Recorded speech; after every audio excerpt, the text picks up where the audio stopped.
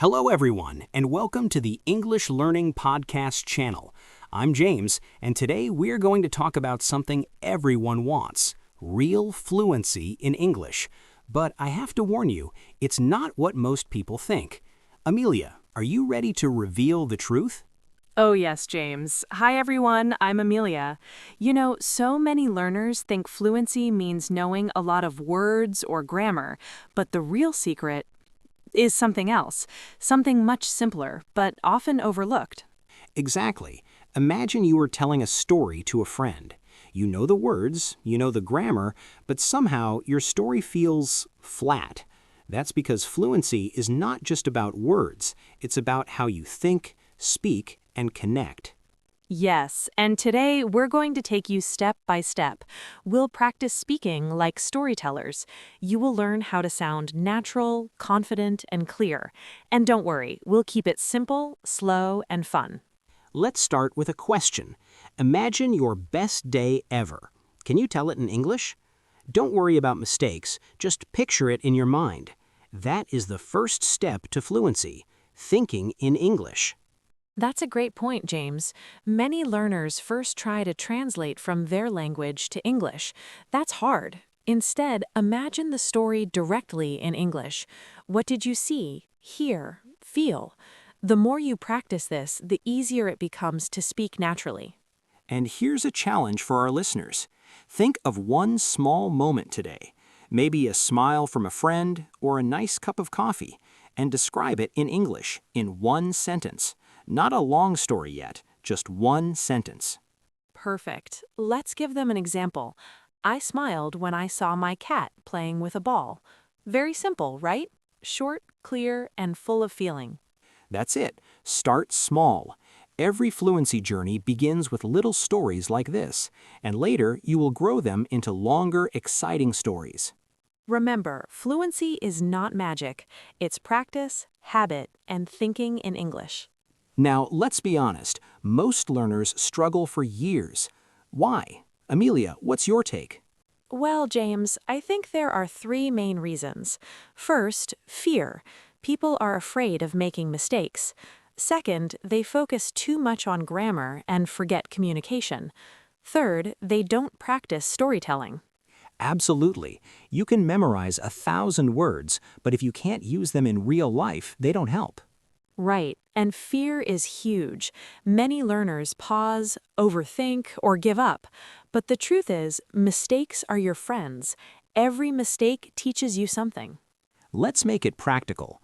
Imagine you want to tell a story about a trip to the park. You say, I go park yesterday.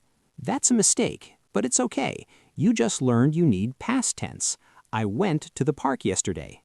Exactly, and we will practice hundreds of sentences like this today, step by step with emotion and clarity. Here's another tip. Listen to English stories, then repeat them.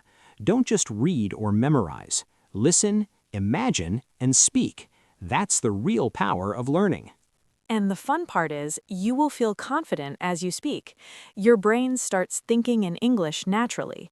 That's the transformation we're aiming for. Okay, Amelia, now comes the fun part. Let's tell a story. Something simple but full of feelings. I'll start. Go ahead, James. One rainy day, I was walking home from school. The rain was pouring, and I had no umbrella. I was feeling sad, cold, and tired.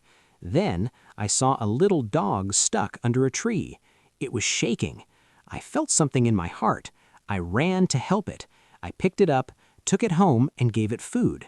And you know what? That day, I felt happiness in a way I never felt before. Oh, that's beautiful, James, and it's very relatable. Now, let's break it down. First, notice how we used small, simple sentences. Each sentence paints a picture. Yes, I was walking home from school. The rain was pouring. Simple, clear, and visual.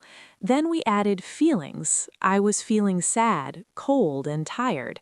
That's key. Fluency is thinking in images and feelings. Now, listeners, your turn. Imagine a small act of kindness you did or someone did for you. Start with one sentence. I helped my friend when... Go on. Yes, even if it's short, it's perfect. Keep adding sentences. Picture it like a movie in your mind. That's how your English grows naturally. Welcome back, everyone. Now that we have started telling stories, let's talk about something very important: fear. Amelia, why do you think so many learners feel nervous when speaking English? Oh, James, it's very common. People worry about mistakes. They think, what if I sound silly? Or what if I say it wrong? But the truth is, everyone makes mistakes. Even native speakers do. That's right. Fluency is not about being perfect. It's about speaking clearly, connecting ideas, and keeping the listener interested. Let's do a small exercise for confidence. Repeat after us. I can speak English. I can tell my story. I can make mistakes and learn. Say it out loud. Good. Now imagine you are in a cafe talking to a friend. You want to share something fun that happened today. Don't worry about grammar first. Just tell your story. That's how real fluency grows. Yes, and listen to this tip. Slow down. Many learners speak too fast because they're nervous. Speaking slowly helps you think and gives your listener time to understand. And another key, use your hands, your face, your voice.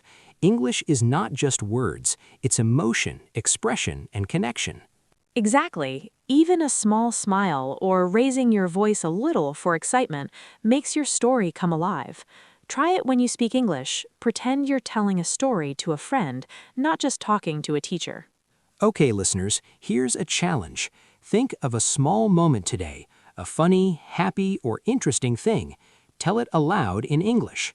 Don't worry about mistakes, just focus on speaking naturally with feelings. Perfect. And remember, confidence comes from practice. Speak, listen, and repeat. Every small step counts. Now, Amelia, we've talked about storytelling, emotion, and confidence, but here's a big question. How do we make English a daily habit? Great question, James.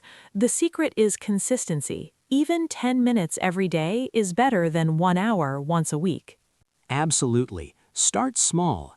Talk to yourself in English when you wake up, or describe what you are doing while cooking, walking, or even brushing your teeth. And listening is just as important. Listen to simple English podcasts, stories, or songs. Repeat what you hear. Try to copy the sound, the rhythm, and the feeling. Here's a fun idea. Choose one small story every day. It could be about your morning, a funny moment, or something you saw online. Tell it aloud in English. Try to add feelings like we practiced earlier. Yes, and don't forget to write a little too. Writing helps your brain organize ideas, but the main focus is speaking and thinking in English. Listeners, let me share a personal story. When I started learning English, I would talk to my cat every morning. I imagined telling it stories in English. At first, it was silly, but slowly I felt my fluency grow. That's such a great example, and it shows that fun matters. You don't have to be serious. English can be playful, creative, and exciting. So today's takeaway, make English a habit. Speak, listen, and think in English every day. Even small steps lead to big results over time. And remember, fluency is a journey, not a race. Enjoy the process, celebrate small victories, and keep practicing. Welcome back, everyone. Now that we are more confident, it's time to make our stories bigger and more interesting. Amelia, how do we do that? Well, James, every story has little pieces we can expand: sights, sounds, feelings, and small details. These make your story come alive in English. Exactly. Let's take a simple example. Instead of saying, I went to the park, we can expand, yesterday I went to the park. The sun was shining, the birds were singing, and children were playing with a ball. I felt happy just watching them. Notice how we added the senses, what we saw, heard, and felt. That makes the story much richer and easier for listeners to imagine. And here's a trick for fluency. Ask yourself questions while telling a story.